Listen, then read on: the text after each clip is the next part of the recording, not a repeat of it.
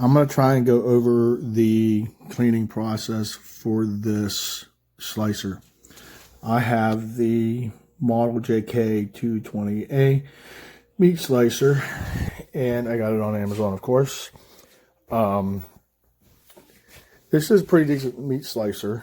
To start with, it comes with a 4-foot cord, nice heavy cord.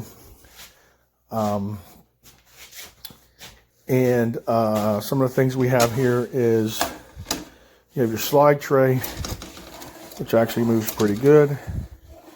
You got your thing to push your meat with.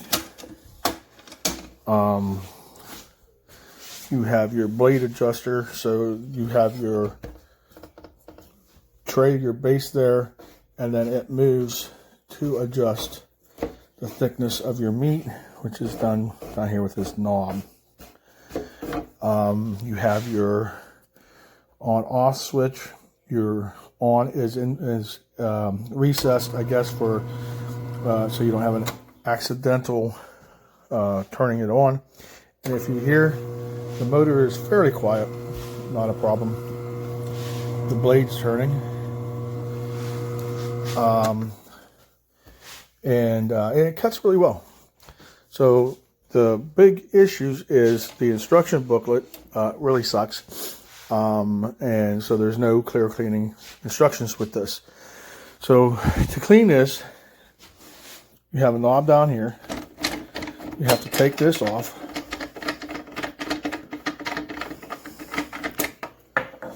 And then your tray removes.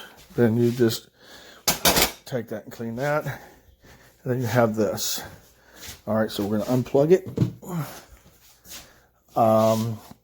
And then in the back, you have this knob, which has to come off. And what that does is it releases the plate on the front here that comes off. And you'll get a mess behind this, and you'll get a mess here. Now here comes the tricky part.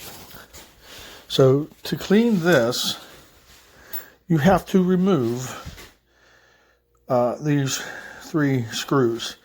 Now, let's see if I can do this. Now, this is what happens when you try to take them off. It doesn't work. So what I do is I get a screwdriver. I put a screwdriver in the hole. As you turn it, it hits the back, and then it'll stop the blade from turning. And then so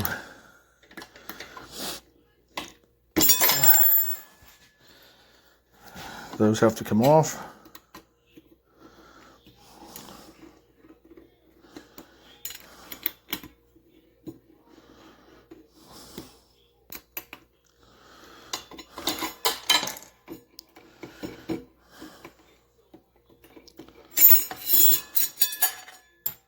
And the tools are not included. I don't give you any tools to clean this, which is kind of stupid since you have to do this. All right, so carefully, I should have gloves on for this, but I don't have any yet. This blade comes off,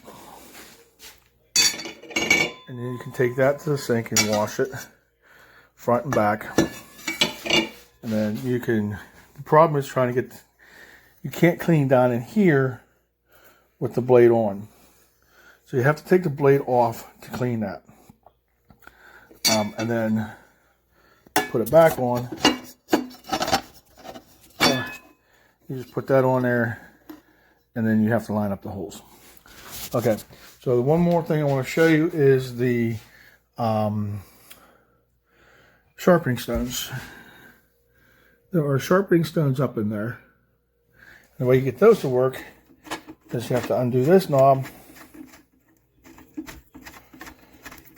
so that this raises up, spins around, and then you can see that will allow the blades to sit.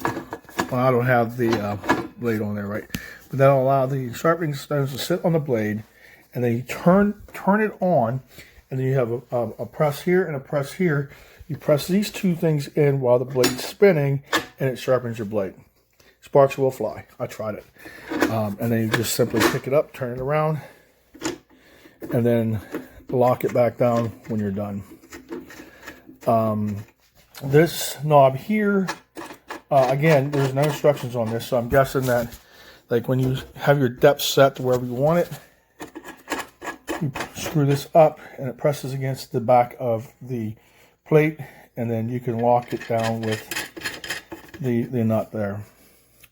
And that's kind of a rather long video, but there is no instructions on cleaning this or how any of these parts work. So I hope this helps.